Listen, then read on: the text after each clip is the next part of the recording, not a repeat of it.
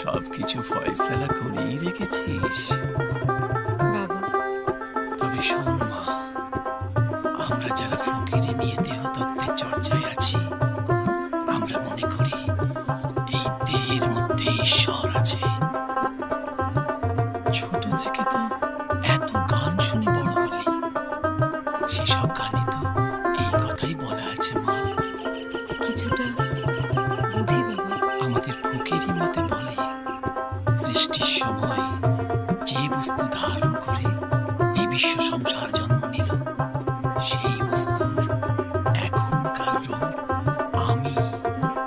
আর যেহেতু তার থেকেই আমার উদ্ভব, তাই বলা যায় আদিতে আমিই ছিল।